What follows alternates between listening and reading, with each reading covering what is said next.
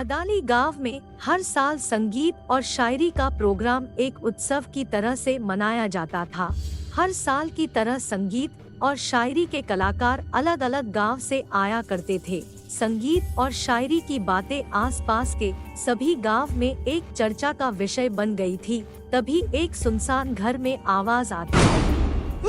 मैं तो डर गई। सुनो मेरी निकम्मी बहन, भदाली गांव में संगीत और शायरी का प्रोग्राम है और मैं वहां जा रही हूँ। क्या तुम भी चलोगी? हम जाएंगे भदाली गांव, जश्न मनाएं। सुनो मेरी शायरी, सुंदर मेरी आवाज। वहाँ तो खाने के साथ संगीत और शायरी भी रहेगी। आईब्रो पार्लर में बनवाऊंगी बिना पैसे के। कुछ दिन बाद संगीत और शायरी के प्रोग्राम में सभी गांव वाले शामिल होते हैं। उसी समय वहां एक औरत की बेतुकी शायरी ने लोगों को पागल कर दिया। देखते ही देखते लोग भड़क उठे। फिर लोगों ने उस शायरी सुनाने वाली औरत पर टमाटर फेंके, जिससे वो औरत बहुत नाराज हो गई और देखते ही देखते एक चुड़ैल बन गई। ये देख वहाँ भगदड़ मच गई। सभी लोग अचानक आई चुड़ैल को देख बहुत डर गए। तभी वो चुड़ैल बोली, सुनो भदाली गांव वालों, ले लो ये सौगात। टमाटो सॉस के साथ खाऊंगी तुम सबको मैं। फिर उस चुड़ैल ने लोगों को मारना शुरू कर दिया।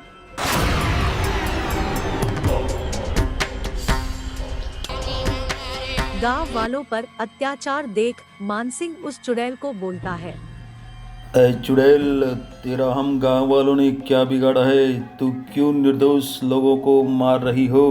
सुनो प्यारे मानसिंह, मेरे दिल की बात। तुम गांव वालों ने मारी है, मुंह पे मेरे लात। ऐ चुड़ैल, हमने तो तुझे बुलाया ही नहीं था। तूने यहाँ आकर खुद को अपने आप ही नीचा दिखाया है, दुष्ट। आज मैंने मेकअप के रुपए दिए 1000। बिना प्रोग्राम के मेकअप हो गया बेकार। उस चुड़ैल के आतंक को देखकर सभी अपने घरों में छिप गए। फिर अकेली चुड़ैल थी। फिर वो चुड़ैल बोलती है, औरत सारी फुलझड़ी, आदमी है अनार। भूख लगी है जोरों से, खाने को तैयार। उस चुड़ैल से सभी गांव वाले इतने डर गए थे कि किसी की सांस भी नहीं सुनाई दे रही थी। कुछ समय बाद वो चुड़ैल वहां से चली गई।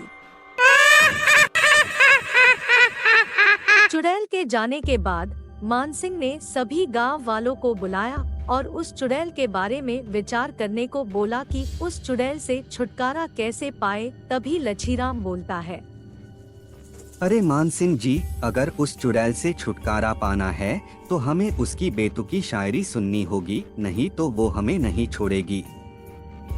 अगर हमें उस चुड़ैल से छुटकारा पाना है तो हमें मंडोर तांत्रिक की मदद लेनी होगी। सिर्फ मंडोर तांत्रिक ही हमें उस चुड़ैल से बचा सकता है। सभी मानसिंह की बात से सहमत हो जाते हैं, लेकिन तभी बद्रीनाथ बोलता है, मानसिंह जी, आपकी बात तो सही है, लेकिन आपको ये भी याद रखना होगा कि मंडोर तांत्रिक भी बहुत गुस्से वाला है। अगर कोई बात पर उनको गुस्सा आ गया तो वो किसी की नहीं सुनते। हाँ, सही बात है। और उन चुड़ैलों ने अगर उनको किसी बात पर चिढ़ा दिया तो वो चले जाएंगे। इसलिए हम लोगों में से भी किसी को मंडोर तांत्रिक का साथ देना होगा। ठीक है, मैं गांव की सलामती के लिए जाऊंगा उन चुड़ैलों के सामने। फिर क्या था, योजना के मुताबिक सभी उस मंडोर तांत्रिक के पास जाते हैं और गांव में हो रही घटना के बारे में बताते हैं। फिर वो तांत्रिक बोलता है, नहीं, बिल्कुल नहीं, मैं नहीं जाऊंगा उन सनकी पागल चुड़ैलों के सामने। तुम गांव वाले अपना बचाव खुद ही करो। फिर सभी गांव वालों की विनती करने पर वो मंडोर तांत्रिक आने के लिए तैयार होते हैं और उधर वो चुड़ैल अपनी बहनों के साथ उनके घर पर।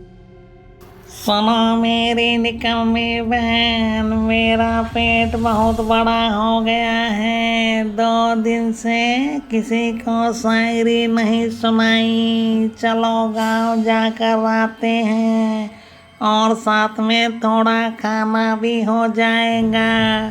आज शाम को डिस्को में जाऊंगी। ठीक है बहना, चलो चलते हैं, मेरा तो गला सूख रहा है। उधर मंडोर तांत्रिक और गांव वाले उन चुड़ैलों के आने का छुपकर इंतजार कर रहे थे कि तभी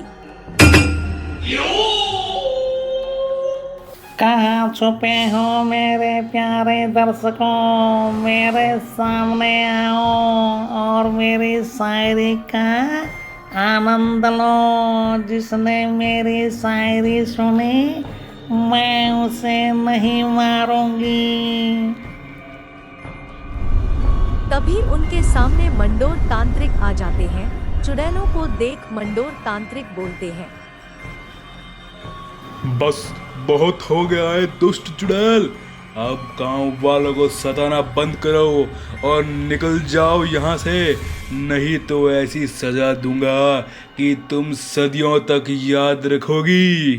मूली के पराठे और बेसन की कढ़ी, दूर हट जाए तांत्रिक, नहीं तो तोड़ दूंगी तेरी हड्डी। अब आएगा मजा। ये सब सुनकर मंडोर तांत्रिक बहुत नाराज हो गए। वो गांव से जाने लगे। तभी मानसिंह उन चुड़ैलों पर एक शायरी बोलता है। गंदा सा तेरा चेहरा है, सड़ी हुई मुस्कान, रंग रूप तेरा देख के चुड़ैल पूरा गांव परेशान। ये देख मंडोर तांत्रिक मुस्करा दिए और फिर उन चुड़ैलों की तरफ हाथ घुमाया और मंत्र बोलना चालू किया। डाकिनी, पिशाचिनी, काली कबूली चुड़ैल, बोतल में बंद हो जा, अब पूरा हो गया तेरा खेल।